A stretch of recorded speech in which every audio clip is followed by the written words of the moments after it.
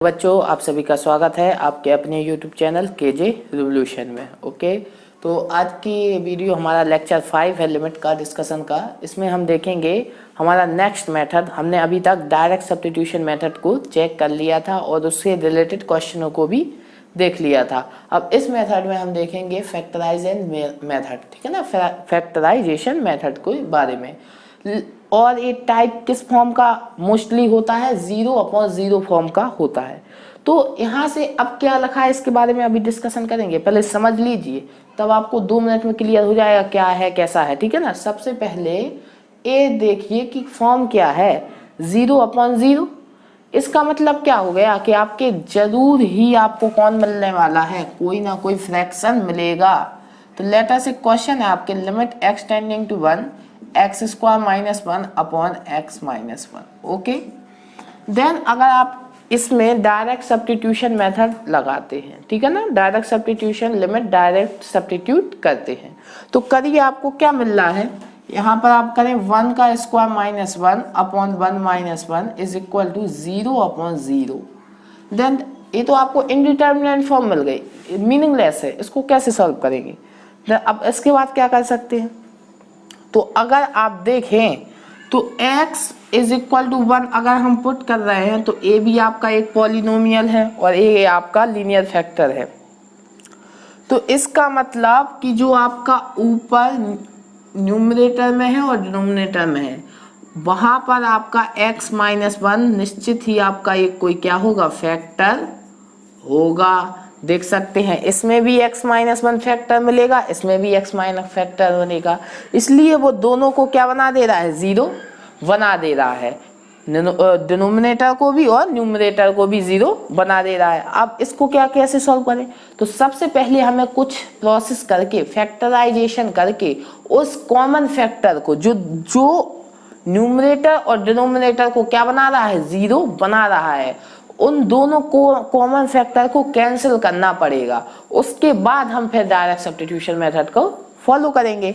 अब देखते हैं क्या करें। तो यहाँ पर अगर आप देखें तो लिमिट अभी मत लगाइए, डायरेक्ट सब्स्टिट्यूशन इसको सॉल्व करिए। इसमें क्या हो जाएगा, a का स्क्वायर माइनस b का स्क्वायर, x + 1 x - 1 अपॉन में x - 1। अब आप गौर से देखिए यहाँ पर भी आपको यही कॉमन फैक्टर मिला। कहाँ से, x टेंड्स टू 1 है, इसका मतलब x - 1 कॉमन फैक्टर होगा। तो x - 1 आपका न्यूमरेटर में है और x - 1 आपका डिनोमिनेटर में भी है। तो आपको इन दोनों को क्या कर देना है, कैंसिल कर देना है। अब आपने दोनों न्यूमरेटर एंड डिनोमिनेटर में से कॉमन फैक्टर आपने क्या कर दिया है, कैंसिल कर दिया है। देन अब आप डायरेक्ट सब्स्टिट्यूशन लिमिट या मेथड को फॉलो कर सकते हैं। अब आप इसमें डायरेक्ट सब्स्टिट्यूशन लगाएं तो 1 प्लस आपका 1 आपका क्या आ जाएगा, 2 आपकी लिमिट आ जाएगी, ठीक है ना। तो मैंने फिर बताया था। अब बताइए यहाँ पर कुछ एक केस में आपके क्या हो रहे थे, मीनिंगलेस वैल्यू मिल रही थी। थोड़ा सा प्रोसीजर आपने अप्लाई किया, मेथड्स को अप्लाई किया, आपका वहीं पर क्या मिल गया, लिमिट मिल गया। तो इसीलिए लिमिट का कॉन्सेप्ट बहुत जरूरी था, ना तो आप पहले इस क्वेश्चन को देखते तो सॉल्व ही नहीं करते, कह देते इस क्वेश्चन का कोई भी हल ही नहीं है, सॉल्यूशन नहीं है। तो लिमिट के कॉन्सेप्ट से ऐसे मीनिंगलेस वैल्यू का भी हम आंसर निकालने में सक्षम हो गए। ओके, तो अब हम मेथड को देखते हैं, मेथड हमारा क्या कहता है, डेफिनेशंस क्या है, अब आपको बेटर अंडरस्टैंडिंग समझ में आएगी। तो फैक्टराइजेशन मेथड में आपकी एल्गोरिथम क्या है, किस स्टेप से आपको चल रहा है, उसके बारे में डिस्कस करते हैं। फर्स्ट स्टेप क्या है, आपको ऑब्टेन द प्रॉब्लम से, लेट अस आपकी कोई प्रॉब्लम है, क्या है, कोई क्वेश्चन होगा आपका, limit x tending to a f(x) upon gx। Then अगर वो फैक्टराइजेशन का है तो निश्चित ही उसका क्या 0/0 फॉर्म बनने वाला है। इसका मतलब एम्प्लाइज यहाँ पर क्या होगा आपका, लिमिट वेयर, यहाँ पर जहाँ आपका जो limit x tending to a है f(x), उसका वैल्यू भी क्या होने वाला है, 0। L limit x tending to a gx का वैल्यू भी क्या होने वाला है, 0 होने वाला है। देन ये आपकी कौन सी फॉर्म हो गई, 0/0।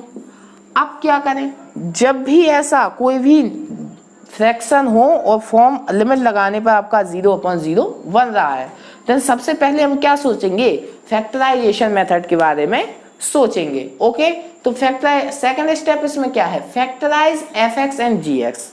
ठीक है ना, हमें क्या करना है, एफ एक्स कोई पॉलिनोमियल होगा, जी एक्स कोई पॉलिनोमियल होगा, उसको हमें क्या करना है, फैक्टराइजेशन करना है उसका। ओके, फिर देन आपको थर्ड स्टेप आपका क्या होगा, क्या क्यों, अब अभी मैंने डिस्कस किया आपको क्यों ये जीरो हो रहा है, क्योंकि आपका x माइनस ए आपका इसमें भी एक फैक्टर रहा होगा और इसमें भी एक फैक्टर रहा होगा, इसलिए वो x माइनस ए दोनों को क्या कर दे रहा है, जीरो कर दे रहा है।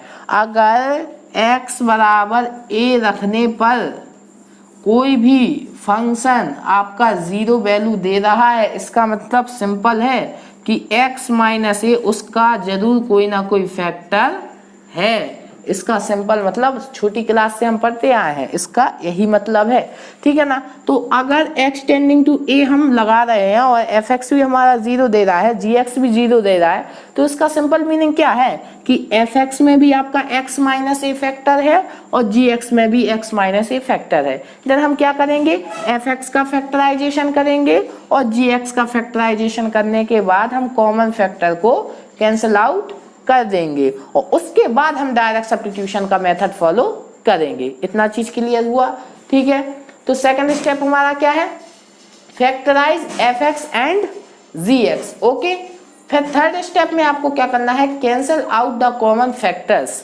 ठीक है ना, फिर मैंने बताया थर्ड स्टेप में आपको पहले समझा चुका हूं क्या करना है, जो भी कॉमन फैक्टर है दोनों में, न्यूमरेटर में एंड डिनोमिनेटर में, उसको आपको क्या कर देना है, कैंसिल आउट कर देना है।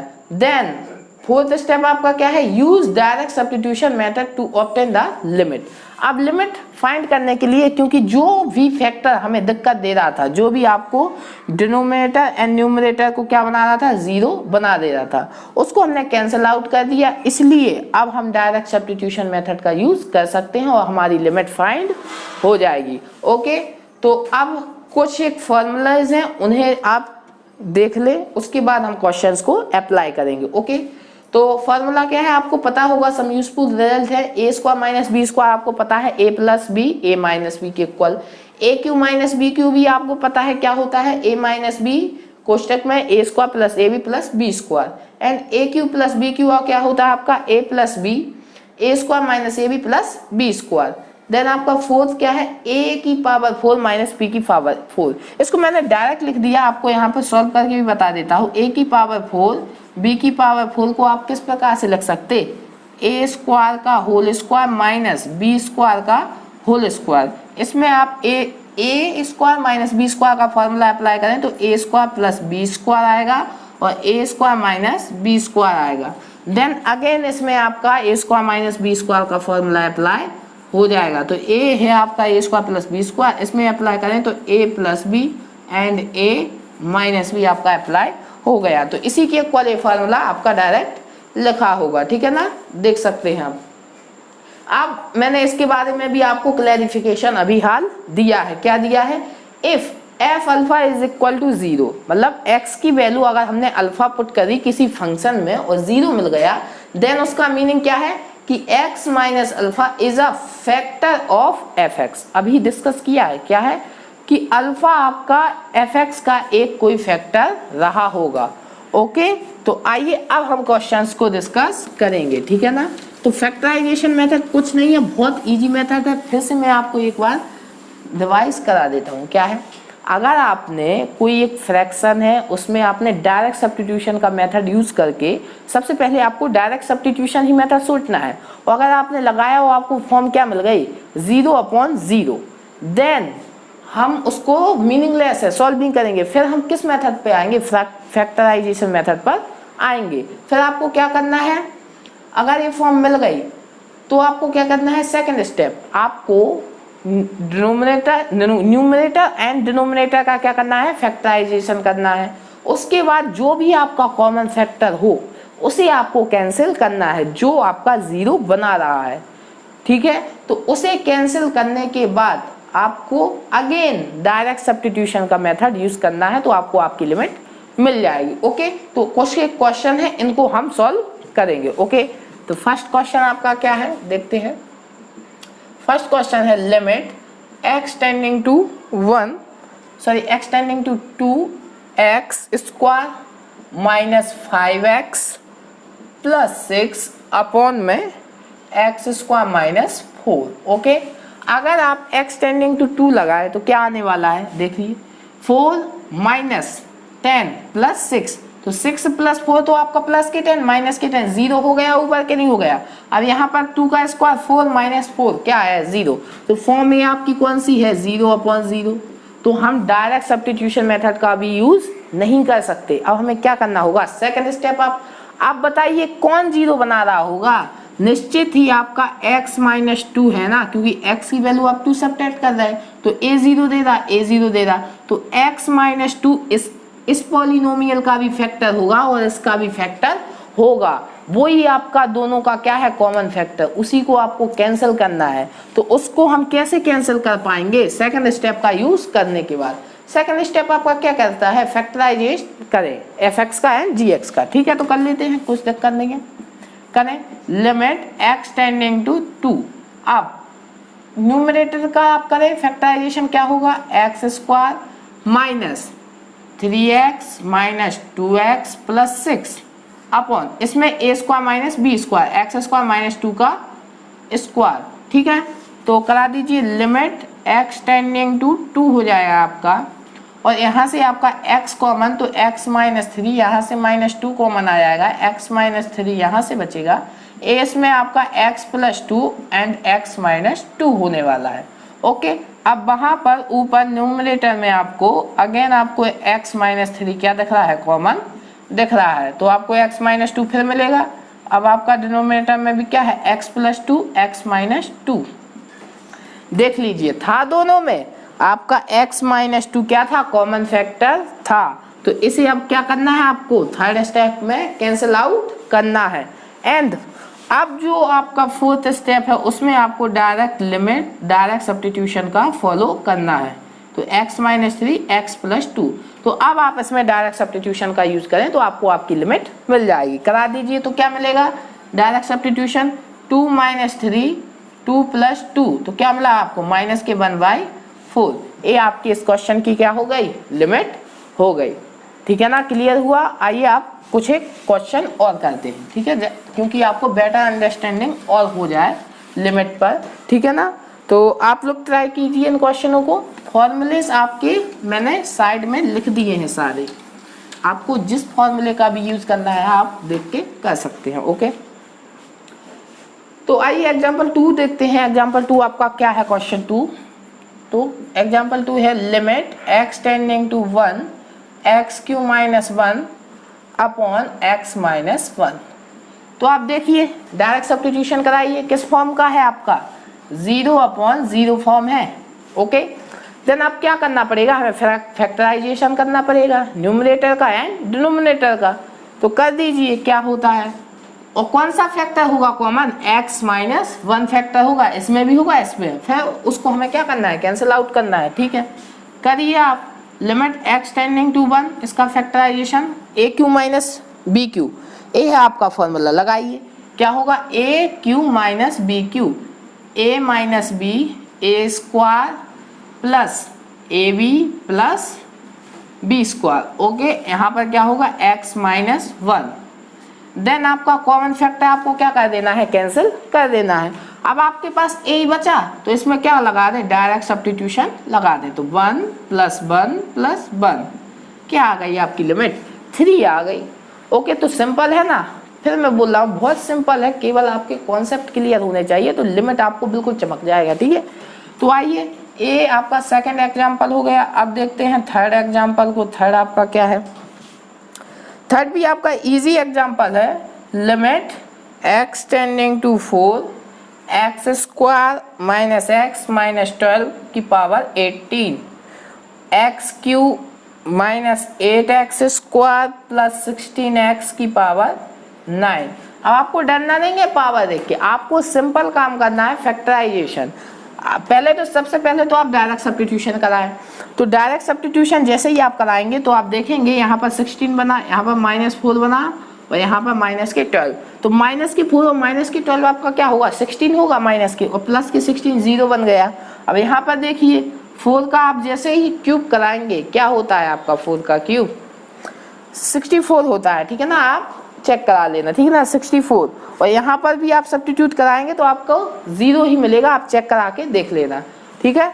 तो 0 मिलेगा। अब फिर आपको समस्या 0/0 फॉर्म हो गई, तो 0/0 आपकी फॉर्म बन गई। आप अगर चाहें तो मैं यहाँ पर सब्स्टिट्यूट करा के दिखा देता हूँ को। 4 का क्यूब है आपका 64 माइनस 8 × 16, ओके, प्लस 16 × 4। आप मल्टीप्लिकेशन कराएं तो ये आपका 64 रहेगा, ये आपका 48, 4 कैरी आएगा तो आपका 128 हो जाएगा। यहाँ पर कराएं तो आपका 64 फिर आएगा।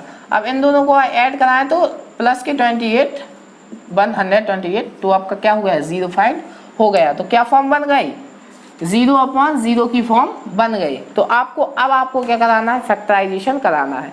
सिंपल फैक्टराइजेशन कराना है, करा दीजिए। क्या होगा, लिमिट x टेंडिंग टू 4, और कॉमन फैक्टर आपका क्या होने वाला है, x - 4, ठीक है। तो कराइए इसका फैक्टराइजेशन। क्या होगा, अंदर ही करा दे, x² - 4x प्लस के 3x - 12 = 18। फैक्टर इसके 4 और 3 होने वाले हैं, ओके। अपॉन इसमें से आप क्या करें, x पहले कॉमन ले ले, ठीक है ना। तो क्या होगा, x² - 8x प्लस के 16 की होल पावर आपकी 9 चलेगी। आप कराइए, आगे प्रोसेस कराइए, मैं यहाँ पर क्लीन कर रहा हूँ, ओके। इसको आप नोट कर लेना, ओके। तो कराइए, आगे की प्रोसीजर कराइए, क्या होता है। तो लिमिट x टेंडिंग टू 4, इसमें से आपको x कॉमन लेना है, तो क्या मिला आपको, x - 4, इसमें से 3 कॉमन लीजिए तो x - 4 की होल पावर आपकी क्या है, 18 है, ठीक है ना। अपॉन यहाँ से आपका x पहले से कॉमन है, इसमें इसके फैक्टर कराइए। एक काम कीजिए, x को बाहर ले लीजिए तो x की पावर 9 हो जाएगा। अब इस पे इसके फैक्टर कराएं, क्या हो गए आपके, मल्टीप्लिकेशन करना है तो आपको क्या मिले, 16, एंड एडिशन करें तो आपको क्या मिले, 8 मिले। क्या होगा, 4 और 4। तो करा दीजिए, क्या होगा, x² - 4x प्लस के 16 की होल पावर आपकी 9 हो जाएगी, ठीक है। करा दीजिए, लिमिट x टेंडिंग टू 4, इसमें से आप कॉमन लीजिए तो x - 4 आएगा एंड x + 3, दोनों की पावर आपकी क्या है, प्लस के 18 है। अपॉन में यहाँ पर x की पावर 9 है और ये आपकी क्या होने वाली है, यहाँ से कॉमन लीजिए, x कॉमन लीजिए तो क्या बचा आपका, x - 4, यहाँ से आप कॉमन लीजिए 4 माइनस की, तो क्या बचा, x - 4 की होल पावर 19।